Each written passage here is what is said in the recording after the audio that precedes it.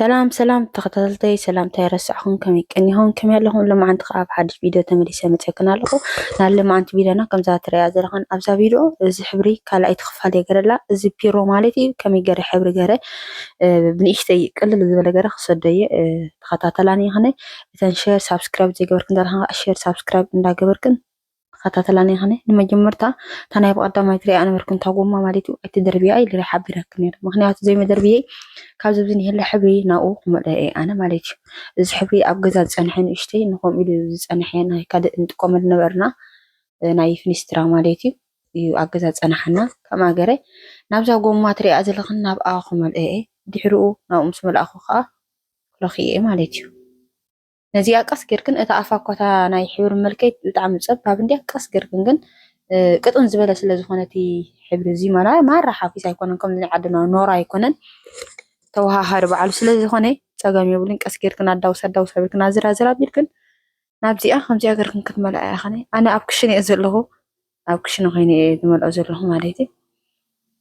እስቲ ከምዛ ትሪኣ ዘለኽን ቁርብ ይፈሰካ ከም መፍሳስ ከምዚ ናይ መንቆርቆር ዝመስል እንድሕር ሃልይክን ተበላፂ ፅቡቅ እዩ ንሱ እንድሕር ሃልዩ ኣብ ኣትእትዋ እሞ ብገርክን ናብኡ ትመልኦ ትኽእላ ኸነ ኣነ ግን ከምዚኣ ገይረ እየ ነዛ ጎማ መሊአ እያ ንስኻትኩም ከዓ ብዘለክን ገርክን ተጣቢብክን ናብዛ ጎማ ከመይ ገርክን ትመልኣ ብድሕሪኡ ናብ መልካይክን ትኸዳ ማለት እዩ ሓንቲ መዕፀዊት ሓንቲ ከዓ መልከይቲ እየን እዚአን ጎማታት እዚኣ መኽደኒታ ከዲነ ክጎፅጉፅ እየ ቁርብተይቲ ኣብ ታሕቲ ነበረ ውሽጢ ብላዕሊ ነበረ ክትሓዋወስ ምእንታን ከምዚኣ ገር ሕቆን የብላ ማለት እዩ ሓፊስ እንድሕር ኮይኑ ማይ ክትጥቀማ ትኽእላ ኸነ ማይ ጥቆም ስለዝኾኑ ፀገም የብሉን ማይ ክትጥቀማ ትኽእላ ኸነ ሓፊስ ብጣዕሚ እንድሕር ኮይኑ ማይ ትገብራሉ እሞ ንሕብሪ ነቲ መንደቕ ዘሎ ፒሮ ይሰድእ ክሳብ ዝብልኩኖ ትገብራሉ ማለት እዩ رأيه بتعمي بقى أخفي نورو زحلفة أريك إن رقدامي تخفال بتحتي زي بتحت طاولة أيو تبيدو خطري أخنا بتحت طاولة أيو زي بتحت طاولة أتيحس كم يجري مسحيفهم ولا أيضا وايت ردان ولا نوع عليه ناس طاولة خمس جرت إجرس حيبة أرحيقة خلاقي رأيه طاولة مسرح أكو خراي كم جرا أقرب يريك نالهم عليك أنا قري من عندي كم زي بيرو فلا يكون حبر دحاني يخيدي تي حبرتات يخيدي እዚ ፒሮ ግን ብዙሕ ኣይከይድኒ በቃ ወላ ለኺኻ ድሕሪ ግዜ በቃ ደጋጊምክን ምስ ለኸኹን እዩ ዝሃስስ እምበር ምፅእ ኢሉ ሓንቲ ግዜ ኣይጠፍእን እዩ ንስኹም ግን ደጋጊምክን ከተብሎ ኣለክን ኣብዚኣ ኣዳልየታ ኣለኹታ ሕብሪ ማለት እዩ ኣብዚኣ ገረ ካልኣይ ግዜ ሕቆን እናበልኩ ጓንቲ ተጠቂመ ኣለኹ ዘልየኒ ንብረት ኩሉ ኣዳልየ መጀመርታ ራእዮ ብጣዕሚ ሓቂ ዘረባ ፒሮ ኮይኑ ግዜ ወሲድለይ ንክሃስስ ሕብሪ እንድሕር ኮይኑ ቀልጢፍ እዩ ዝሃስስ ፒሮ ግን ከምዛ ዝበልኩኹን ብጣዕሚ ግዜ ወሲድለይ ነዛ ዘይትጠቅምሲ ሕልፍ ኢልክን ዝረኣኹን ርስሕ ዝበለ መንደቕ ወይ ናይ ቡና ዝነጠረ ናይ ፀብሒ ዝነጠረ ክንገለ ታሊክን ከምዚኣ ገርክን ክትጥቀማ ትኽእላ ኸነ ክሳብ ኩሉ ዝልከ ግዜ ክወስድ የብሉን እንድሕር ግዜ ወሲድ ከዓ ብጣዕሚ ረሳሕ ዝኸውንቲ መንደቕ ማለት እዩ ንስኻትኩም ግን በዚኣ ከምዚኣ ገርክን እንድሕር ተጠቂምክን ግን ሕግዘክን እያ ተስፋ ይገብር እንድሕር በዚሕ ከዓኒ በታ ዓብይ ገርክን ትጥቀማ ባዕልኽን ክሳብ ትለኽይዎ ትገዛኻ ባዕልኽን ክትጥቀማ ትኽእላ ኸን ታኒ እሽተይ ጎማ ሪኢኽና ሕብርቲ ኣብ ኢደይ ነበረት ናብዚኣ ዝመላእኽዋ ንሳ ገዚእኽን እውን ዘዝኽፈ ባዕልኽን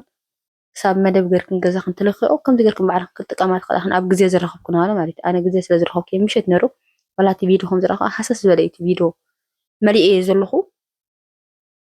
ከምኡ ገርና ክንጥቀም ንኽእል ኢና ማለት እዩ أنا يلكل خراياني بتعمي وهم زولكون بتعمي أخفي إسلاز أنا كنداي بيدي حليفة النزي بيدا زي مالي أيه مالتي كنداي سي استو بيدي تناي بيدا زمول أنا بركم وهنياتو جزي هم زولكم بتعمي وسيد اللي نا بيرو سلاز هنا بيرو نخاسس جزي بتعمي زوس دلكا حبر نحر كوين دقن قلت في زهاسس ساقاي مولون حبري أبيرو جن بتعم بقى جزي وسيد اللي مالتي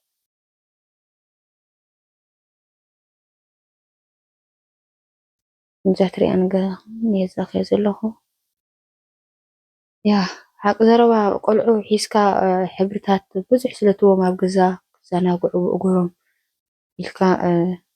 أبطأ أولا وينا بني عراتهم وينا بقلم مندق حلف كلو تايدهم سايتونا نحن تاتين زخور أكل جزا زليو دقل حول حق زرا ترد أخنا تفلت أخنا بين كم يجر كانت زلة تقالو إمبر ኣብዚ ኣብ ኩሉ ገዛ ከም ዘሎ ይፈልጥ እየ ግን ከመይ ጌርካ ከስከ ትፍትን ተቃልሎ ገለገሊ እቲ ዘኽፍአ ዝርአ ብፍላይ ብማዕዶስ ከምዚ ጌርካ እዚ ጣውላ ስለ ዝሸፈኖ እምበር ከይገርመክን ብጣዕሚ ኣብ መንደቕ ኖርማል ተዝኸውን ነይሩ ንብረት ዘይከወሎ በስመ ኣብ ብጣዕሚ ዘሰንብድ ኣነ ገሪምኒ እዩ ደንን ምስ በልኩም ምስ ረኣኽዎስ ዋቴሪያል ዳ ሕብርታት ዳብዚ መንደቕ ዳ ኢለ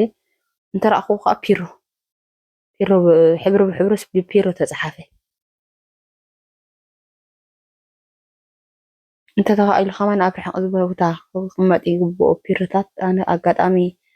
ብሄን ከም ዝረኸበትና ይረኣኽዋ እንታ ሕብሪ እምበር ፒሮ እምበር ሕብርታት ከም ዝበልኩን ያሰስ ይቐልጢፉ ያ ኢደይ ብጣዕሚ ስትራብ ባገርለይ ምኾነ ዛ ንእሽተይሲ ክንደይ ወሲድለይ ግዜ ስትራብ ባገርለይ መጠረሽታ ኢደይ ምክንያቱ ኣብታ ሃሳብ ቦታ ጥራይ ትሪኣ ክንታ ቦታ ጥራይ ኢደይ ዝለክ ዘለኹ ብቲ ዘሎ ይለክ እንዲ ከምልካይ ግን እዚኣ በቃ ብተደጋጋሚ ኣብዚኣ በቃ ይርኢ ህስስ ዝበለ ይሪኣ ንዓ ይገብረላ ህስስ ዝበለ ይሪኣ ጥውቕ ኣቢለት ሕብሪ ንዓ ኣገብረላ ክሳብ ተሃስስ ሕልፍ እንዳበልኩ ከዓ ከምኣ ማለት እዩ ፅላሌት ትሪኢ ኣለኹም በት ወሰን ወሰን ካብ ዝረኣኽዎ ይገብር ኣለኹ ፅላሌት ማለት እዩ ሓቂ ዘረባ ክኽብድ መዓት እዩ ከምዚ ናይ ሕብርታት ቆልዑ ዘበላሽውልካ ክትኣሊ እዚ ማስትሽ ወላ ናይ መፃወቲ ዝጥቀምሉ ዘሎ ክሌባ ዝበሃል በዛ ዓዲ ማለት እዩ ማስትሽ ምሻሎ መላጋገብ ወረቓቕቲ ዝጥቀምሉ ንሱ ወላ ኣብ ጣውላ ምስ ተበለ ቀልጢፉ ኣይከይድኒ ከምዚኣ ገይረ ወዲእ የብለክን ኣነ እዚኣ ትመስል ነራ ነዛ ንእሽተይ ግን ግዜ ማዕረ ክንደይ ወሲዳትለይ ይብለክን ኣለኹ ብጣዕሚ ግዜ ዝወስድልካ ፒሮ ኣብ ቀረባ ኣይተቐምጣ